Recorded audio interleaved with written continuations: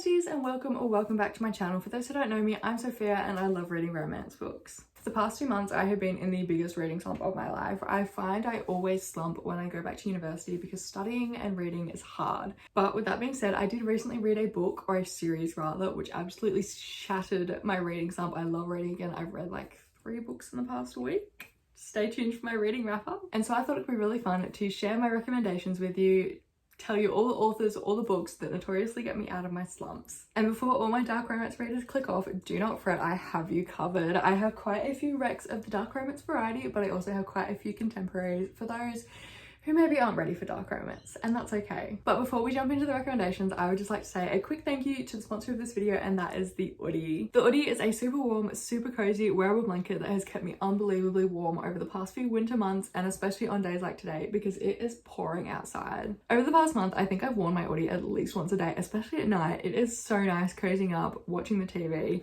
and I'm also still not over this guy. He's so cute! I absolutely love snuggling up to read on the couch with the rain in the background, cuddling my dogs on the chilly hardwood floors, smashing out some university work in the dining room, or planning videos at my desk, all while being bundled up and super comfy. The Oodie also recently sent me 2 more adorable designs. This is the classic avocado Oodie, and of course the purple tie-dye. I'm actually obsessed with these. You can use my code SophiaAnn35 for $35 off your order, and I'll also have their website linked in my description. Once again, thank you so much to the Oodie for sponsoring this video, and now let's get into some recommendations. So the first book I have to recommend to you is the aforementioned book that saved me from this reading slump, and you've probably all seen it before on Book Talk, but this is the Mindfuck series. I finished reading this book probably a week ago, and when I tell you I have not stopped reading since, it's been incredible. The Mindfuck series follows serial killer Lana Myers on her revenge mission against Delaney Grove. In Lana's teenage years, the small town as a whole basically failed her, and she is back to teach them a lesson. The only problem is there is a smoking hot 6'3" FBI agent assigned to her case. After meeting by chance at a cafe, the two assume a very dangerous relationship. Lana works tirelessly to hold up her innocence to Logan, all while murdering men in the background while Logan attempts to unmask her. St. Abby, yes, it says Stabby. Her writing is also really easy to digest. I absolutely flew through this book, and yeah, I would really recommend if you're looking for a dark mystery romance to get you out of a slump. I will just tell you to definitely check trigger warnings on this one though. There is on-page sexual assault as well as gore and just a lot of like blood and uncomfy things. So if you're thinking about reading the Mindfuck series, please check trigger warnings. I feel like we're kind of working backwards right now because next up I have another dark romance, and I'm actually recommending the series as a whole on this one, but this is the Dark Olympus series by Katie Robert. This one specifically is Neon Gods. The Dark Olympus series is a Greek mythology retelling following a few of the gods' children. So we have Persephone and Hades, Eros and Psyche, and Helen, Patroclus, and Achilles. Neon Gods following Persephone and Hades is a forbidden romance where Persephone is assigned to marry Zeus against her will, and she decides to run away, only to stumble into Hades. Electric Idol follows Psyche and Eros through a marriage of convenience after he is assigned to assassinate her.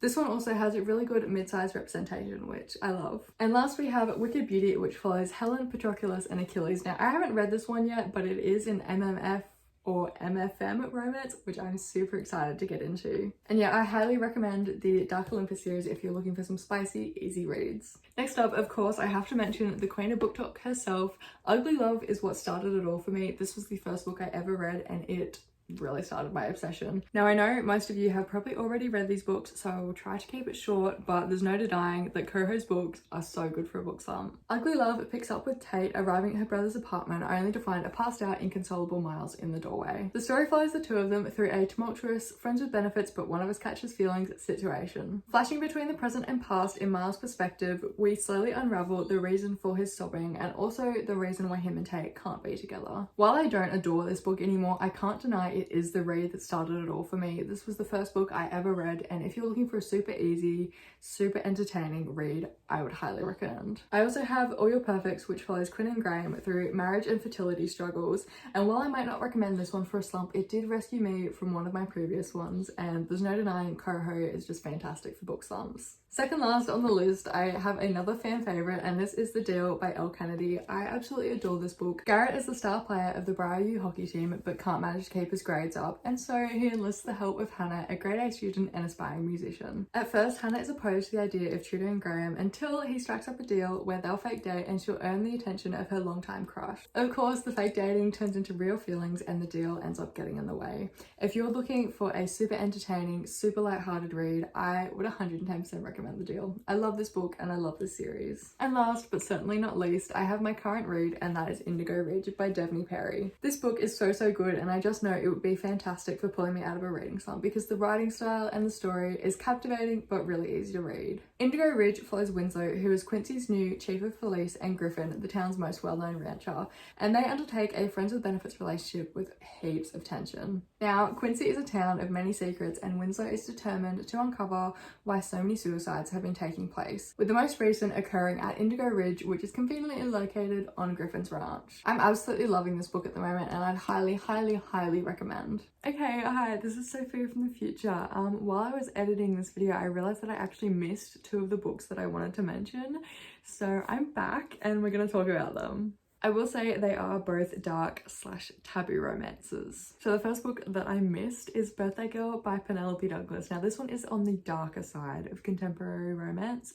just because it has quite a large age gap between the two main characters, and there is also the trope of ex-boyfriend's dad, which is a little bit taboo. With that being said, I did fly through this book in a day. Penelope's writing is really easy to digest, at least for me, and I know a lot of other people find the same thing, and the plot is definitely interesting enough to keep you hooked. My phone just ran out of storage. That's how you know it's been a big day of filming. Birthday Girl follows Jordan and Pike, and 19-year-old Jordan is recently single after breaking up with Pike's son, Cole. But in the process, and slightly before the breakup, Jordan and Cole actually move into Pike's place because they can't afford to keep their apartment. Then the breakup ensues, and Jordan continues living with Pike because she can't afford to move out on her own. Over time, they obviously develop a fondness for each other, and the rest is, as they say, history. This is by far my favourite Penelope Douglas book, and it definitely deserves more recognition than it gets. Next up, you know I had to include a Mafia romance recommendation, okay, because they are my favourite. This right here is Bound by Honor by Cora Riley. Cora's writing is super simplistic and easy to follow, and it's so entertaining when she combines it with the stories and amazing plots of the New York Familiar. This book is the first in the Born in Blood series, and it can be read as standalone, or you can continue on with the series and into the Kimura Chronicles. Bound by Honor follows Luca and Arya. Now Luca is the soon-to-be capo of the New York Familiar, and is bound to Arya through an arranged marriage to advance relationships between the New York Familiar and the Chicago outfit. Despite his outwardly brutal appearance and reputation, he really is quite kind and soft to Arya, which is really nice to read about. I absolutely adore the found family in this book, and the overarching plot is so entertaining, though there is a trigger warning for cheating in this book, but I still love this book and this series. And with that, we are at the end of the video. Thank you so much for watching, and I really hope you managed to find a book to get you out of your reading slump, because reading slumps are honestly just the worst feeling ever. Don't forget to like, comment and subscribe. Use my code SophiaN35 for $35 off your order at Oodie. And yeah, thanks so much for watching. I'll see you next time. Bye!